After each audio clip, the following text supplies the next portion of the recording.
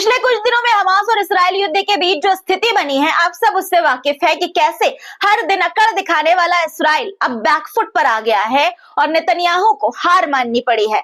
आज के इस वीडियो में मैं आपको बताऊंगी कि एक एक करके अब नेतन्याहू के साथी उसका साथ कैसे छोड़ रहे हैं और जो साथ दे भी रहा है उसको बर्बाद होना पड़ रहा है, उसको तबाह होना पड़ रहा है। इस वीडियो में मैं रशिया यूक्रेन युद्ध पर भी बात करूंगी कि ट्रंप की सरकार आने के बाद कैसे ये युद्ध भी अब एक अलग मुकाम पर पहुंच गया है। सरकार बनते ही ट्रंप ने रूस और कनाडा के बारे में क्या बयान दे दिया है और अब की बार ट्रंप सरकार बनाने वाले लोगों के लिए वो क्या मुश्किल खड़ी कर रहे हैं। इसके अलावा जेनिन में अब जंग के कौन से नए हालात बन चुके हैं, क्या फिर से हमास और इस्राइल के बीच युद्ध होने जा रहा है। साथ ही आपको लॉस एंजलिस में लगी आग की ताजा जानकारी भी दूंगी। बस आप वीडियो में अंत तक बने रहिएगा। और इससे पहले कि मैं वीडियो शुरू करूं, अगर आपने चैनल को सब्सक्राइब नहीं किया है तो जरूर से कर लीजिए और हर रोज की तरह गुजारिश कि वीडियो को सबसे पहले लाइक कर दिया करिए। आपका एक लाइक करने से कुछ नहीं जाता। इतनी मेहनत करके आपके लिए वीडियो लाती हूँ तो मेरे भाई और बड़े जो हैं वो एक लाइक तो कर ही सकते हैं, तो एक लाइक जरूर किया करिए और कमेंट में वीडियो पर अपनी राय भी जरूर दिया करिए। चलिए अब शुरू करते हैं वीडियो। द लाइव टीवी, सच सबसे आगे। आदाब दोस्तों, मेरा नाम है मिसबाह खान और आप मुझे द लाइव टीवी पर देख रहे हैं।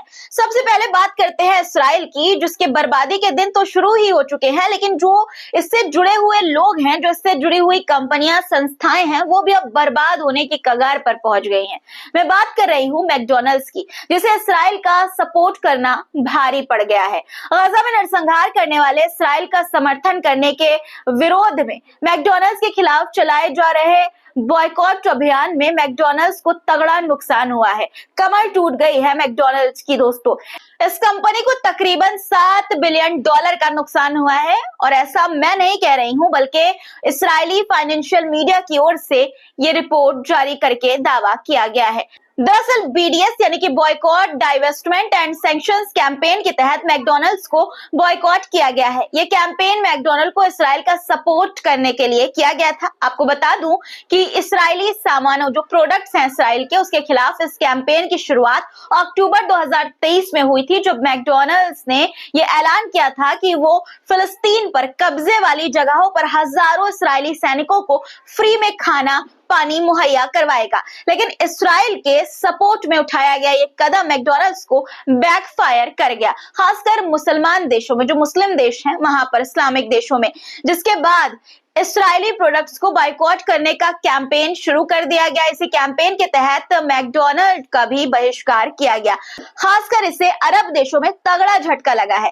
मैकडॉनल्ड की ओर से उठाए गए इस कदम का विरोध इजिप्ट, जॉर्डन से लेकर मलेशिया तक में किया गया है और अब हालात ऐसे हो गए हैं कि इसको भारी नुकसान उठाना पड़ रहा है। इतना बड़ा नुकसान हुआ है कि आंकड़ों के जरिए गिनने में भी इस कंपनी को परेशानी आ रही है। फास्ट फूड जायंट के chief financial officer Ian border ने एक बयान में कहा कि बॉयकॉट के कुछ ही घंटों के भीतर भारी नुकसान देखने को मिला था। मैकडॉनल्ड को इस्राएली आर्मी का सपोर्ट करना इतना भारी पड़ सकता है, ये तो उसने सपने में भी नहीं सोचा होगा। मैकडॉनल्ड सामने से हीरो बन रहा था, लेकिन इस इंसाफ पसंद लोगों ने ये दिखा दिया कि तुम जीरो के अलावा और कुछ नहीं हो। इस कैंपेन का सबसे ज्यादा नुकसान इसी ने उठाया है, लेकिन ऐसा नहीं है कि ये कैंपेन सिर्फ इसी के खिलाफ ही चला था। मैकडॉनल्ड्स ही नहीं बल्कि Starbucks, Burger King, KFC, Pizza Hut, Papa John's, Coca Cola, Pepsi, Vicks, Puma और जारा जैसी कंपनी भी इस बाइकॉट का नुकसान झेल रही हैं। ये वो कंपनियां हैं जो या तो इस्राइल के समर्थक हैं या फिर किसी न किसी तरह से इस्राइल से फाइनेंशियल टाई अप किए हुए हैं।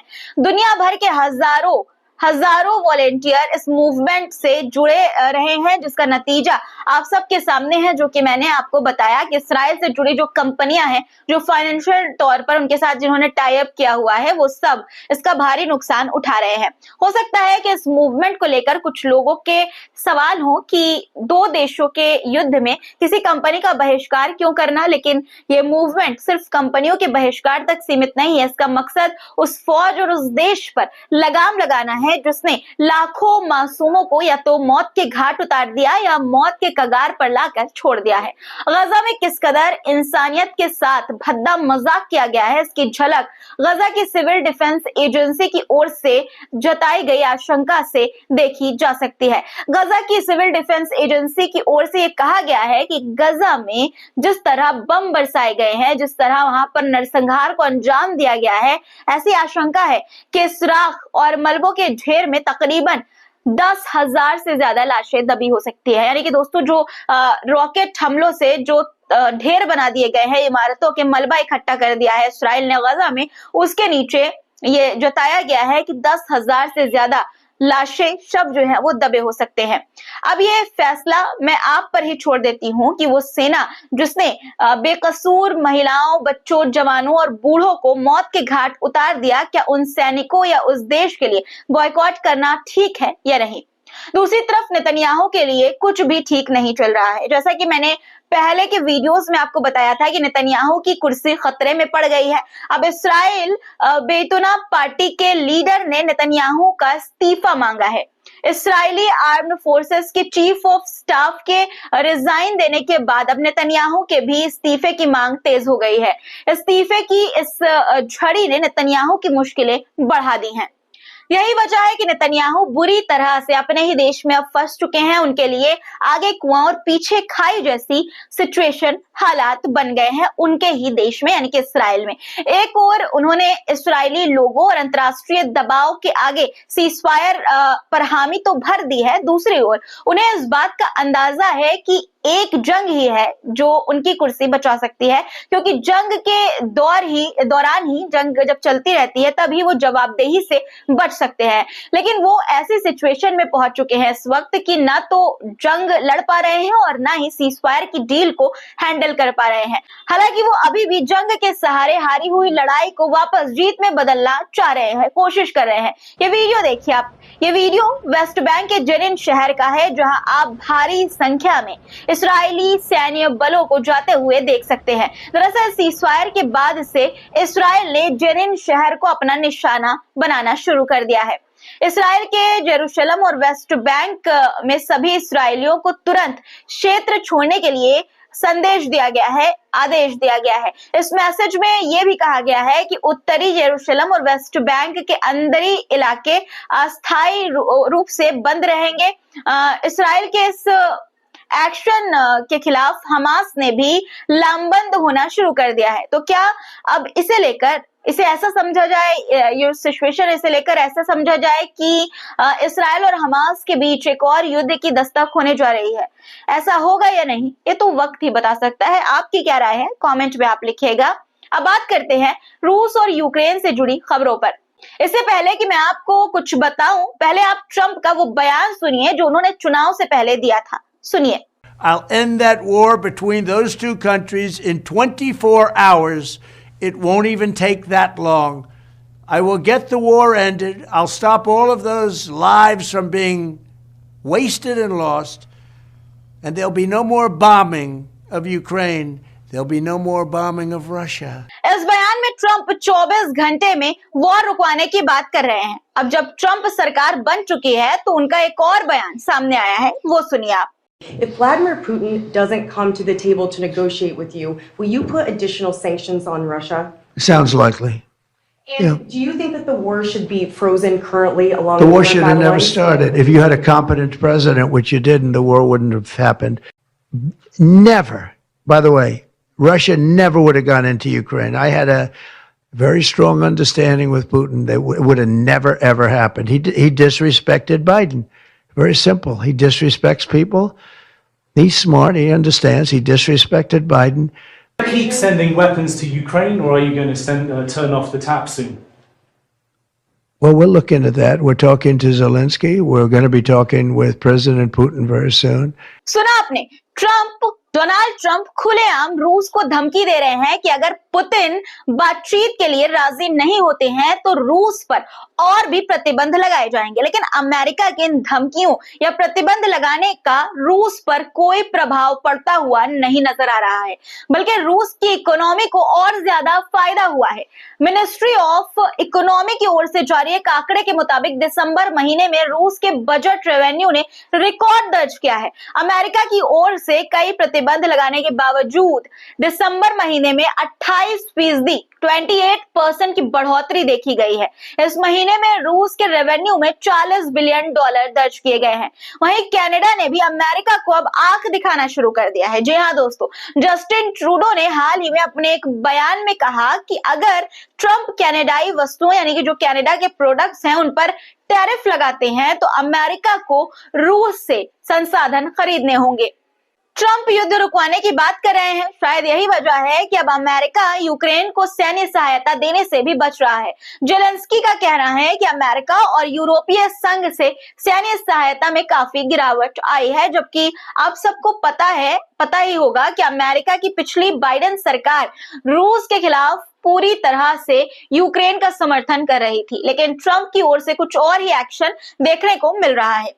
इसका अंदाजा अमेरिकी विदेश मंत्री रूबियो के इस बयान से लगाइए, जिसमें उन्होंने कहा कि यूक्रेन में युद्ध समाप्त करना अमेरिकी नीति का एक प्रमुख बिंदु यानी कि एक मेन जो है वो पॉइंट होगा। इतना ही नहीं, अमेरिकी रक्षा विभाग पूरी तरह से रिबूट में है। पेंटागन ने यूक्रेन और उसे सहायता देने के लिए जिम्मेदार सभी लोगों को निलंबित कर दिया है। यानी अब आपके सामने कुछ तस्वीर जरूर साफ हो गई होगी कि ट्रंप किस मानसिकता पर आगे बढ़ रहे हैं। अब सवाल यही कि क्या अब ये मान लिया जाए कि मौजूदा समय में एक और युद्ध रुक सकता है या फिर कोई और राजनीतिक उथल पुथल देखने को मिलेगी, ये तो आने वाला वक्त ही बताएगा। लेकिन इन सब बातों के बीच हकीकत ये भी है कि रूस आक्रामक रूप अपनाए हुए है।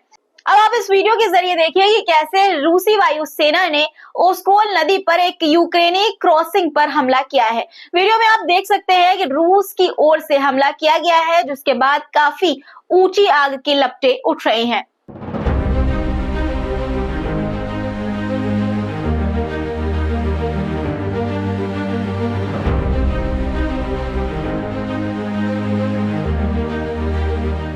अब आप अमेरिका से आया ये वीडियो देखिए पहले।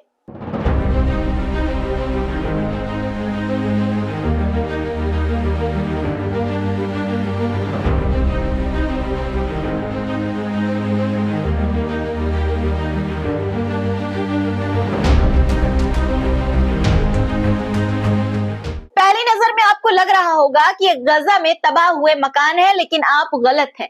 दरअसल ये तस्वीरें अमेरिका के लॉस एंजलिस की हैं, जहां आग ने सब कुछ जलाकर राख और खाक में बदल दिया है। लेकिन इससे भी ज्यादा कुछ और बुरा होने का अंदाजा लगाया जा रहा है। National oceanic and atmospheric administration ने यह अंदाजा लगाया है कि दक्षिणी कैलिफोर्निया में आने वाले दिनों में 80 मील प्रति घंटे की रफ्तार से हवाएं चल सकती हैं, जो इस आग को और भी ज्यादा खराब बना सकती हैं और भी ज्यादा बद से बदतर बना सकती है। यानी कि सिचुएशन जो है वो अमेरिका के लॉस एंजलिस की वो और भी बदहाल होने वाली है। अब अंत में अमेरिका से ही जुड़ी एक और खबर पर बात करूंगी, जिससे 7 लाख भारतीयों की नींद उड़ गई है। दरअसल सरकार में आने के बाद ट्रंप ने कई फैसले लिए हैं, जिसमें से एक अवैध प्रवासियों से संबंधित भी है। अमेरिकी राष्ट्रपति डोनाल्ड ट्रंप ने एक कार्यकारी आदेश साइन किया है, जिसकी वजह से अमेरिका में अवैध प्रवासियों पर खतरा मंडराने लगा है। इस आदेश के तहत लाखों अवैध या अस्थायी दस्तावेज वाले विदेशी नागरिकों पर कार्रवाई की जा सकती है, जिसमें भारतीय भी शामिल है। अब दोस्तों, जो डियर फ्रेंड है वो थोड़ा अपने फ्रेंड मोदी से नाराज नजर आ रहे हैं। मोदी जी से नाराज है, यही वजह है कि शायद शपथ समारोह में भी मोदी जी शामिल ना हुए हो या फिर न्योता ही ना आया हो। खबर है कि अमेरिका में अनडॉक्यूमेंटेड भारतीयों की संख्या लगभग 7,25,000 है। ट्रंप के इस आदेश के तहत ये लोग कार्रवाई के दायरे में आ सकते हैं, ये भारतीय कार्रवाई के दायरे में आ सकते हैं, जिससे उन्हें अमेरिका से निर्वासन का जोखिम है। प्यू रिसर्च की रिपोर्ट के अनुसार भारतीय अवैध अप्रवासियों का तीसरा सबसे बड़ा समूह है। इनमें से कई लोग फ्लोरिडा, टेक्सास, न्यूयॉर्क और न्यू जर्सी में रह रहे हैं। ट्रंप ने अवैध प्रवासियों को राष्ट्रीय सुरक्षा के लिए खतरा बताते हुए इसे एक राष्ट्रीय आपातकाल घोषित किया है। उनका मानना है कि अवैध प्रभाव के खतरों से अमेरिकी लोगों को बचाना उनकी प्राथमिक सबसे पहली जिम्मेदारी है। उन्होंने अमेरिकी बॉर्डर पर दीवार निर्माण, अरेस्ट सेंटर के निर्माण और सीमा पर सेना भेजने का भी आदेश दिया है। ट्रंप ने बर्थ राइट सिटीजनशिप खत्म करने का भी आदेश साइन किया है, जो अमेरिका में जन्म लेने वाले बच्चों को नागरिकता प्रदान करता था। यानी कि जो बच्चे अमेरिका में जन्म लेते थे उनको अमेरिका की नागरिकता उनके जन्म लेने के साथ मिल जाती थी। इस नीति के बदलाव से भारतीयों सहित कई अप्रवासीय समुदायों पर बड़ा असर पड़ सकता है। यानी साफ है कि भले ही भारत में कुछ लोग हवन पूजन करके अब की बार ट्रंप सरकार का नारा दे रहे हों, लेकिन डोनाल्ड ट्रंप इस बार कोई भी राहत देने के मूड में बिल्कुल नजर नहीं आ रहे हैं। वो अपने डियर फ्रेंड की दोस्ती का भी लिहाज नहीं कर रहे हैं। इस सारे मुद्दों पर आपकी क्या राय है, कमेंट में जरूर लिखिएगा। मुझे इजाजत दीजिए और दोस्तों, लाइक अभी तक नहीं किया है तो फटाफट लाइक कर लीजिए और शेयर भी वीडियो को जरूर कर लीजिएगा। सब्सक्राइब चैनल को जरूर करिए और वीडियो शेयर भी कीजिए। फिर मुलाकात होगी। खुदा हाफिज।